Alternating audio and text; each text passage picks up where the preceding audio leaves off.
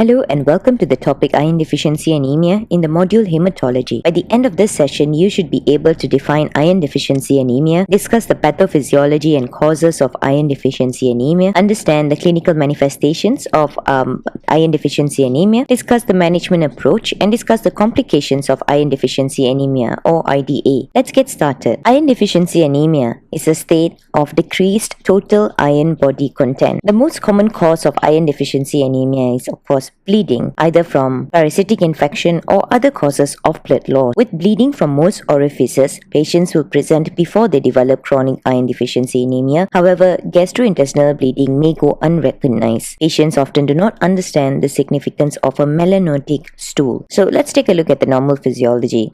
Iron is vital for all living organisms because it is essential for multiple metabolic processes including oxygen transport, DNA synthesis, and electron transport. Iron equilibrium in the body is regulated carefully to ensure that sufficient iron is absorbed in order to compensate for body losses of iron. In healthy people, the body concentration of iron is regulated carefully by absorptive cells in the proximal small intestine, which alter iron absorption to match body losses of iron, whereas body losses of iron quantitatively is as important as absorption in terms of maintaining the equilibrium, and it is more passive process than absorption. So groups that are at elevated risk for iron deficiency anemia include adolescent girls with heavy menstrual bleeding, patients with congestive heart failure, kidney transplant recipients, bariatric surgery patients. So what can cause iron deficiency anemia? It could be either diminished absorbable dietary iron or excessive loss of body iron. Diminished absorption usually is due to an insufficient intake of dietary iron in an absolute form, and losses would account for bleeding or hemorrhage. If sufficient blood loss occurs, iron deficiency anemia ensues. A single sudden loss of blood produces a post-hemorrhagic anemia, and that is nomocytic, and the bone marrow is stimulated to increase production of hemoglobin, thereby depleting iron stores in the body. Once they are depleted, hemoglobin synthesis is impaired and microcytic hypochromic erythrocytes are produced. Now, what are the complications of iron deficiency anemia? So they can have cold intolerance manifested by vasomotor disturbances, neurological pain and numbness, as well as tingling sensation. They can have papillary edema, which are increased intracranial pressure, which is a clinical picture of pseudotumor cerebri, impaired immune function, where they are prone to infections, hypoxemia, and enhance the occurrence of coronary insufficiency and myocardial ischemia. Last but not least, neurological or psychiatric complications. So there can be neurologic damage to an iron deficient fetus, resulting in permanent neurological injury. Patients with iron deficiency anemia may report having fatigue and diminished capability to perform hard labor, leg cramps on climbing stairs, craving for ice to suck or chew, poor scholastic performance, cold intolerance, reduced resistance to infection, altered behavior, and dysphagia with solid foods. Findings on physical exam may include impaired growth in infants, pallor of the mucous membranes, spoon-shaped nails, a glossy tongue with atrophy of the lingular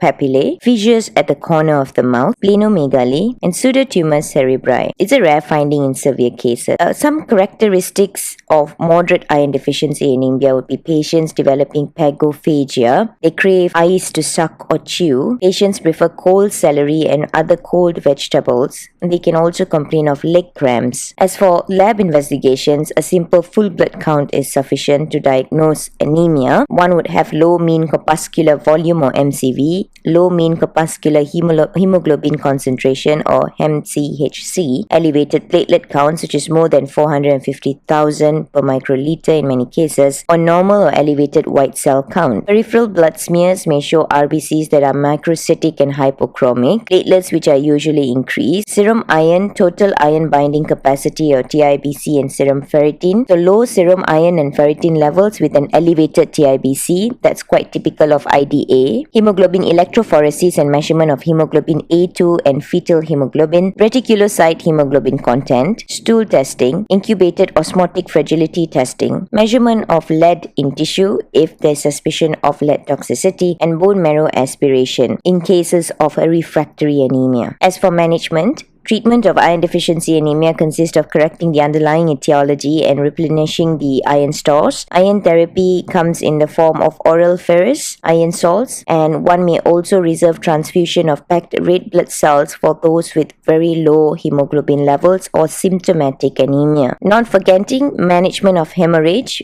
It could involve surgical interventions, dietary measures, and long-term monitoring. Now, let's take a look at iron therapy, a little bit about iron therapy. Oral ferrous iron salts are the most economical and effective form. Ferrous sulfate is the most commonly used iron salt.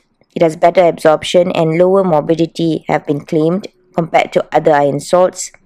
Toxicity is generally proportional to the amount of iron available for absorption. Reserve parenteral iron for patients who are either unable to absorb oral iron or who have increasing anemia despite adequate doses of oral iron. And reserve transfusion of packed red blood cells for patients who are experiencing significant acute bleeding or are in danger of hypoxia and or coronary insufficiency. So when is surgical intervention indicated in the treatment of iron deficiency anemia? Surgery consists of stopping hemorrhage and correcting the underlying defect so that it does not recur. This may involve surgery for treatment of neoplastic or non-neoplastic diseases of gastrointestinal tract, the genitourinary tract, the uterus, and the lungs. So let's summarize. We have looked at what iron deficiency anemia is, which is the decreased total iron body content. It is commonly caused by either hemorrhage or decreased dietary intake. We have looked at the common signs and symptoms of anemia and typical characteristics of iron deficiency anemia. Lab tests which diagnoses iron deficiency anemia include a full blood count as well as iron studies. We have looked at the medical and surgical therapeutic approaches for iron deficiency anemia, and last but not least, the complications of IDA. We have come to the end of this topic. Thank you.